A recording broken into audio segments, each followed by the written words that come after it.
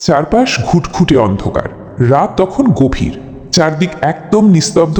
আর ঠিক সেই সময়ে নিশ্চিন্দিপুর গ্রামের এক পরিত্যক্ত শ্মশানঘাট থেকে ভেসে আসছে অদ্ভুত এক বাঁশির সুর। সুরটা মারাত্মক করুণ, কিন্তু একই সাথে বুকের রক্ত হিম করে দেওয়ার মতো। আচ্ছা ভাবুন তো, এই বাঁশি কে বাজাচ্ছে? মৃত মানুষ কি আদৌ কখনো বাঁশি বাজাতে পারে? আজকের এই বিশেষ বিশ্লেষণে আপনাদের সবাইকে স্বাগত। চলুন একেবারে গভীরে ঢুকে দেখি কিভাবে এই একটা বাঁশির সুর একটা আস্ত গ্রামের ঘুম কেড়ে নিয়েছে।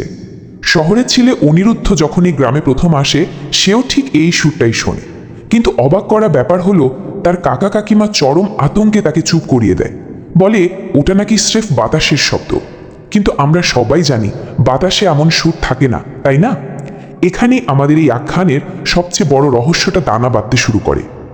ভাবুন তো, একটা সাধারণ কথা কিভাবে মুহূর্তের মধ্যে পুরো পরিবেশটাকে থমথমে করে দিতে পারে। অনিরুদ্ধ যখন গ্রামের চায়ের দোকানে বসিয়ে এই বাঁশির কথা তোলে, সবাই আতঙ্কে একেবারে শিউরে ওঠে। আর ঠিক তখনই সেখানে ছুটে আসে গ্রামের পাগল হরিপদ। চুল উস্কো খুস্কো, গায়ে কাদা ময়লা। সে হঠাৎ চিৎকার করে বলে ওঠে, গন্ধ পাচ্ছিস তোরা? পোড়া মাংসের গন্ধ। দেখুন, হরিপদ শুধু একজন পাগল নয়, এই গল্পে সে হলো একটা বিপদের সাইরেন।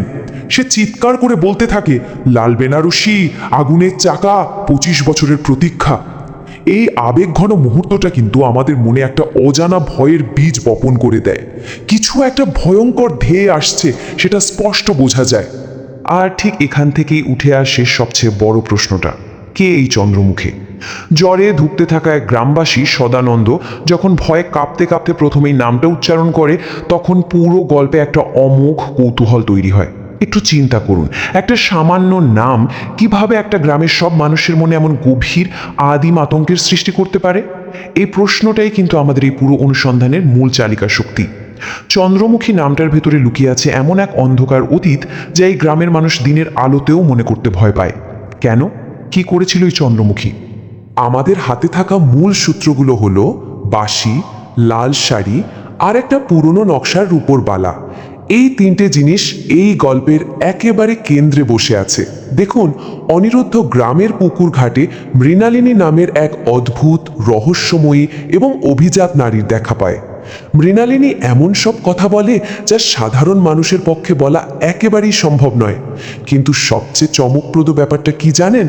মৃণালিনীর হাতে অনিরুদ্ধ ঠিক তেমনই একটা রূপোর বালা দেখতে পায়, যেমনটা জ্বরের ঘোরে প্রলাপ বোকা সদানন্দ চন্দ্রমুখীর হাতে দেখেছিল বলে দাবি করেছিল।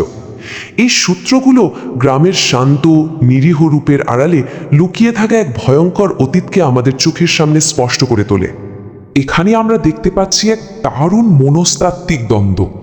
একদিকে রয়েছে অনিরুদ্ধ, শহরের ছেলে, পুরোপুরি যুক্তি আর বিজ্ঞানে বিশ্বাসী। সে মনে করছে বাঁশির শব্দ হয়তো কোনো নেশাখোর বা রাখাল ছেলের কাজ, সিম্পল ব্যাপার।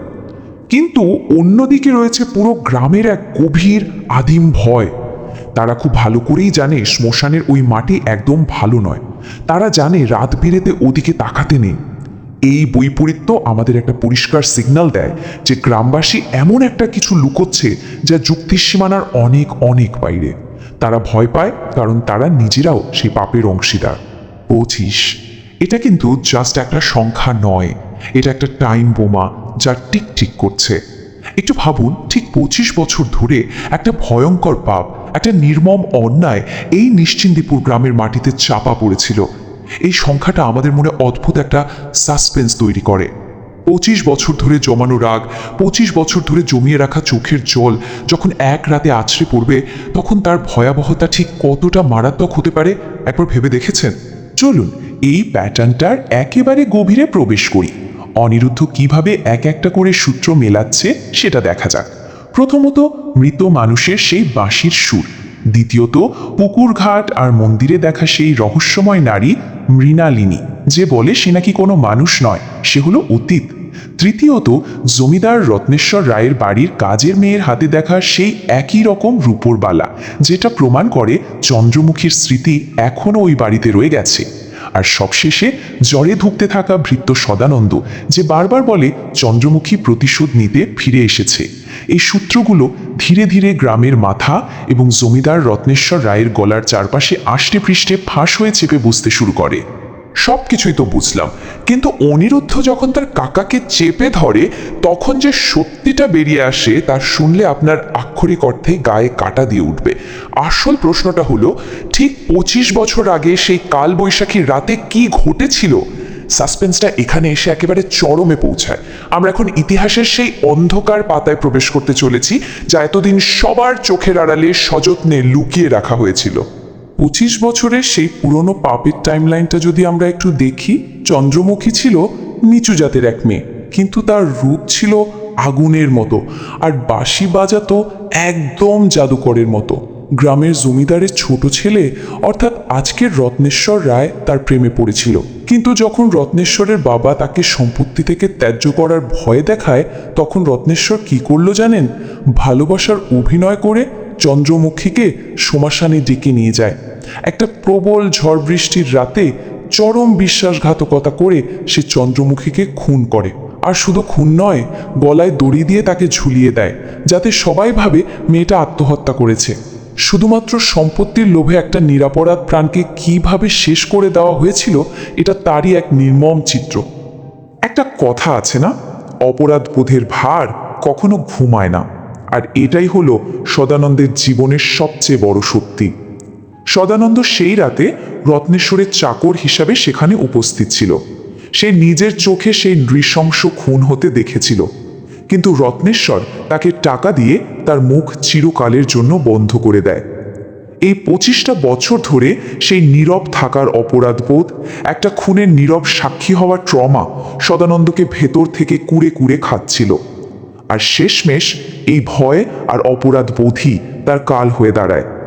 ঠিক এখানে আমরা দেখতে পাচ্ছি সেই অশরীরী আত্মার এক অদ্ভুত দ্বৈতরূপ। একদিকে পুকুর ঘাটে দেখা সেই মৃণালিনী, যার কথা বলার ভঙ্গি শান্ত, চেহারা আভিজাত্যে ভরা কিন্তু ভীষণ রহস্যময়, ঠিক যেন নদীর শান্ত জলের উপরিভাগ। আর অন্যদিকে শ্মশানের সেই পিশাচি, যার ভেতরে জ্বলছে 25 বছরের প্রতিশোধের আগুন, চোখ থেকে যেন ঠিকরে বেরোচ্ছে লাভা, আর চুলগুলো সাপের মতো ফুঁসছে। এই চরম বৈপরীত্য মনের ভেতরে একটা স্থায়ী ভয়ের সৃষ্টি করে। শান্তরূপের আড়ালে লুকিয়ে থাকা এই ধ্বংসাত্মক রাগই হল চন্দ্রমুখীর আসল শক্তি। অবশেষে নেমে আসে অমাবস্যার রাত। আকাশ কালো মেঘে ঢাকা, মুহুর্মুহু বিদ্যুৎ চমকাচ্ছে। গ্রামের সবাই ভয়ে দরজা জানালা বন্ধ করে দিয়েছে। আর ঠিক তখনই শুরু হয় অতি প্রাকৃত প্রতিশোধের সেই চূড়ান্ত অধ্যায়। গল্পের গতি এখানে এসে হঠাৎ করেই তীব্র আর ভয়ঙ্কর হয়ে ওঠে। এবার আর কোনো রক্ষা নেই, কোনো পালানোর পথ নেই। চলুন এই প্রতিশোধের প্রক্রিয়াটার একেবারে গভীরে প্রবেশ করা যাক। আত্মা কিন্তু সরাসরি কাউকে আক্রমণ করে না, সে তাদের মনস্তত্ত্ব নিয়ে খেলে। প্রথমেই সদানন্দের শরীরে আসে সেই হ্যালুসিনেশন বা বিভ্রমমূলক জ্বর। সে দেখতে পায় চন্দ্রমুখীকে। এরপর মাঝরাতে বেজে ওঠে সেই পালানোর উপায়হীন বাঁশির করুণ সুর। এই সুর শুনে সদানন্দ যেন মন্ত্রমুগ্ধের মতো ছুটে যায় শ্মশানের দিকে। সেখানে সে দেখতে পায় লাল শাড়ি পরা এক ছায়ামূর্তিকে। তার নিজের ভেতরের গভীরতম অপরাধবোধ একটা অদৃশ্য শক্তি হয়ে তাকে পিষে ফেলে। ভয়ে, আতঙ্কে আর গ্লানিতে সদানন্দের হার্ট অ্যাটাক হয় এবং সে সেখানেই মারা যায়। এটা জাস্ট একটা মৃত্যু নয়, এটা হলো মানসিক যন্ত্রণার চূড়ান্ত পরিণতি। এরপর আসে সেই মহাকাব্যিক মুখোমুখি হওয়ার মুহূর্ত। সদানন্দের মৃত্যুর পর রত্নেশ্বর রায় যেন কারোর ডাকে বাধ্য হয়ে টলতে টলতে বন্দুক হাতে শ্মশানে এসে উপস্থিত হয়। সে দেখে জ্বলতে থাকা চিতার ওপর বসে আছে মৃণালিনী। রত্নেশ্বর যখন ভয়ে চিৎকার করে ওঠে, তখন মৃণালিনী তার আসল পরিচয় দেয়। সে বলে ওঠে, আমি মৃণালিনী নই, আমি তোমার পাপ, আমি তোমার অতীত। বিশ্বাসভঙ্গের দাগ কখনো মেটে না, আর সেই দাগ মুছতেই অতীত বারবার এভাবেই ফিরে আসে। সবকিছুর পর চূড়ান্ত পরিণতি একটাই, রক্তের ঋণ শুধুমাত্র রক্ত দিয়েই শোধ করতে হয়। রত্নেশ্বর দেখতে পায় মৃণালিনী ধীরে ধীরে এক ভয়ঙ্কর পিশাচিতে রূপান্তরিত হচ্ছে। তার সেই জাদুকরি বাঁশি দিয়ে সে এবার এক মরণ সুর বাজাতে শুরু করে। সেই সুরের জাদুতে, সেই মারণ ফ্রিকোয়েন্সির প্রভাবে রত্নেশ্বর নিজের শরীরের উপর নিয়ন্ত্রণ হারিয়ে ফেলে। তার মনে হতে থাকে তার গলা জ্বলছে, ঠিক যেভাবে 25 বছর আগে চন্দ্রমুখীর মৃত্যু হয়েছিল। রত্নেশ্বরও সেই বাঁশির সুরে নিজের গলা নিজে টিপে ধরে। তার চোখ মুখ নীল হয়ে যায় এবং এক বিকট চিৎকার দিয়ে সে মৃত্যুর কোলে ঢলে পড়ে। চন্দ্রমুখীর প্রতিশোধ পূর্ণ হয়। সবকিছু শেষ হওয়ার পর সেই পিশাচি অনিরুদ্ধর দিকে তাকায়।